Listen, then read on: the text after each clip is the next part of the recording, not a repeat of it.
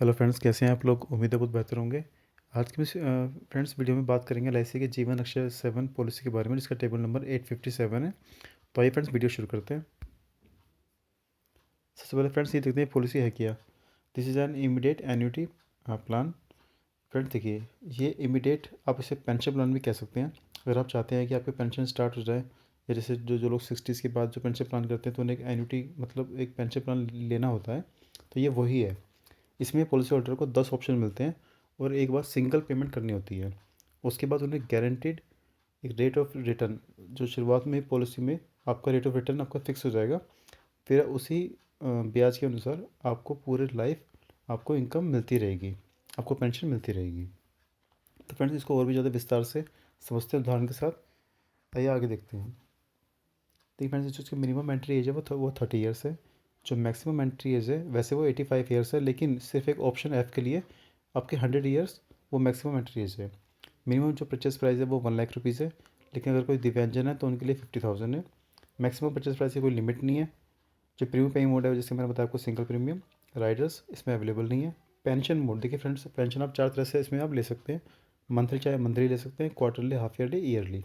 लेकिन आपको एक बात का ध्यान रखना होगा, अब जितने का भी परचेस मतलब इसको पॉलिसी को करेंगे आप, अगर आप मंथली मोड में जाते हैं तो आपको 1,000 रुपये महीना कम से कम बैठना चाहिए। जो इंटरेस्ट जो है वो 1,000, पेंशन जो है आपकी 1,000 रुपये जरूर बैठनी चाहिए।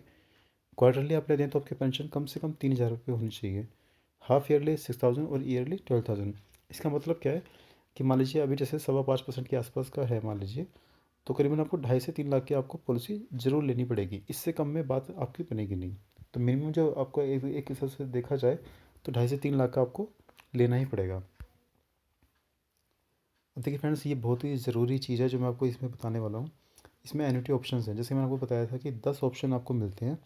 इन 10 ऑप्शन में से आपको कोई एक ऑप्शन चूज़ करना होता है, और यहाँ पे आपको बहुत सावधानी बरतनी है। अगर आपने एक बार ऑप्शन चूज़ कर लिया तो वो पॉलिसी आपकी उसको आप दूसरे ऑप्शन में नहीं जा सकते।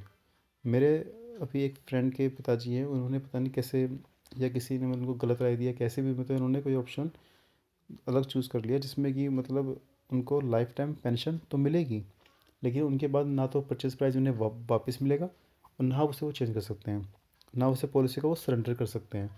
तो फ्रेंड्स, हमें ये ऑप्शन बहुत ध्यान से समझने हैं कि आपको कौन सा ऑप्शन चाहिए। सोच के समझ के फिर आप इसे ऑप्शन को आप टिक कीजिएगा। तो सबसे पहला ऑप्शन क्या है? Immediate annuity for life. इस ऑप्शन में क्या है कि जिस पॉलिसी होल्डर ने ये प्लान लिया, उसको ज़िंदगी भर तक पेंशन मिलती रहेगी जब तक वो जिएगा। और मान लीजिए जब भी उसकी डेथ होती है तो डेथ के बाद नॉमिनी को कुछ नहीं मिलता, किसी को कुछ नहीं मिलता, पॉलिसी वहीं पे ख़त्म हो जाएगी। तो ये है आपका ऑप्शन ए। अब सेकेंड आता है option B, immediate annuity with guaranteed period of 5 years and life thereafter. इसमें क्या है, आपको मिनिमम 5 साल तो जो पेंशन है वो मिलेगी ही मिलेगी, और उसके बाद भी अगर पॉलिसी होल्डर जीवित रहता है तो पूरी लाइफ मिलेगी। लेकिन इसमें जो minimum guaranteed period of 5 years, इसका मतलब क्या है? इसका मतलब ये है कि मान लीजिए जो पॉलिसी होल्डर की विद इन 5 ईयर्स डेथ हो जाती है, 5 साल से पहले डेथ हो जाती है, तो जितना पीरियड वो बचा हुआ है उस पीरियड को वो नॉमिनी को पेंशन दे देंगे। लेकिन 5 साल के बाद ना तो नॉमिनी को कुछ मिलेगा, ना ही पॉलिसी सरेंडर कर सकते हैं। Option C, immediate annuity with guaranteed period of 10 years and life thereafter. ये भी ऑप्शन बी की तरह है, बस इसमें क्या है कि मिनिमम जो है वो आपका गारंटीड पीरियड है वो 10 ईयर्स का है, मतलब यानी कि 10 ईयर के 10 ईयर्स के बीच में अगर पॉलिसी होल्डर की डेथ हो जाती है तो उनके नॉमिनी को पेंशन मिल जाएगी, लेकिन 10 साल के बाद नॉमिनी को कुछ भी नहीं मिलेगा। उसके बाद पॉलिसी होल्डर अगर जीते हैं तो उनको पेंशन मिलती रहेगी। फिर आता है option C, option D, immediate annuity with guaranteed period of 15 years.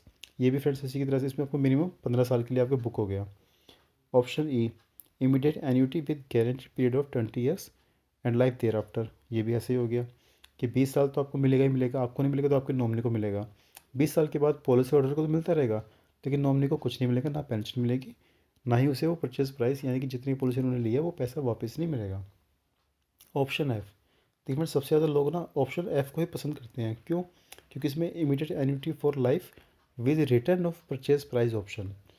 इसमें क्या होता है कि आपको जो पॉलिसी होल्डर है उसको लाइफ टाइम तक पेंशन मिलती रहेगी जब तक वो जीवित रहेंगे, और जब उसकी उनकी डेथ होगी तो जितनी का परचेज प्राइस की उन्होंने पॉलिसी ली है वो पैसा उनके नॉमिनी को दे दिया जाएगा। फिर आता है option G, immediate annuity for life increasing at a simple rate of 3% year. मतलब इसमें जो भी आपको पेंशन मिलेगी वो 3% से बढ़ती रहेगी हर साल। लेकिन इसमें भी वही दिक्कत है कि आपको परचेज प्राइस नॉमिनी को नहीं मिलेगा, ना ही पेंशन नॉमिनी को मिलेगी। जब तक पॉलिसी होल्डर जीवित हैं वो इसका फ़ायदा आप ले सकते हैं। Option H, joint life immediate annuity for life with a provision of 50% of the annuity to the secondary annuitant on death of the primary एन्यूटेंट।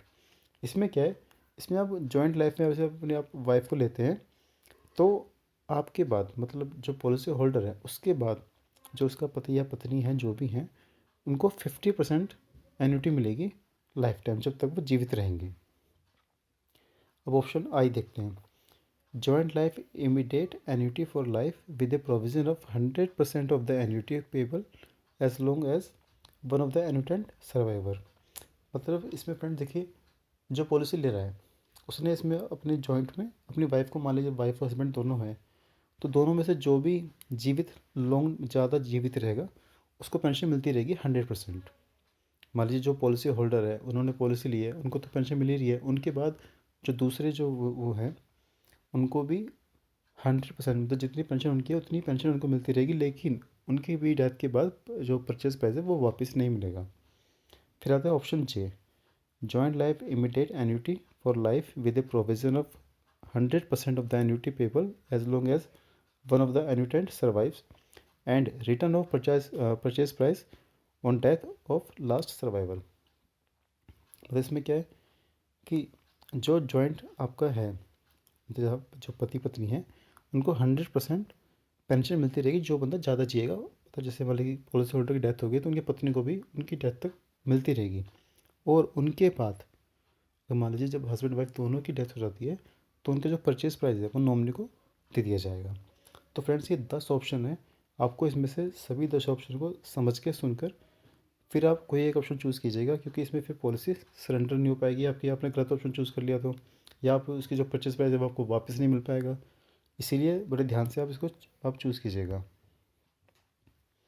अब देखते हैं दोस्तों, देखिए सर्वाइवल बेनिफिट जैसे मैंने बताया आपको लाइफ टाइम आपको पेंशन मिलती रहेगी, लेकिन डेथ के केस में ऑप्शन ए में जैसे मैंने आपको बताया था नथिंग शैल बी पेबल, कुछ भी पेबल नहीं होगा।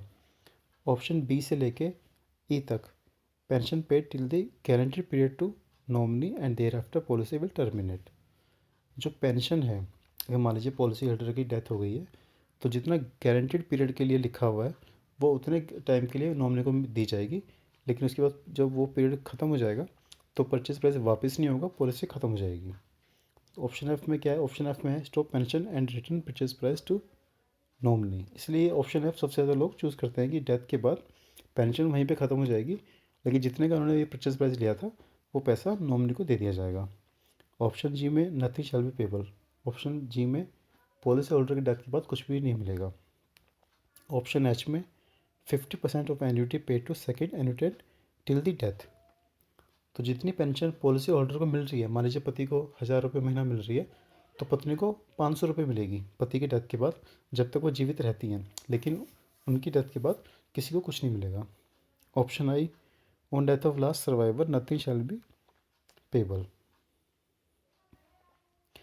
मतलब लास्ट सर्वाइवर के डेथ के बाद किसी को कुछ नहीं मिलेगा।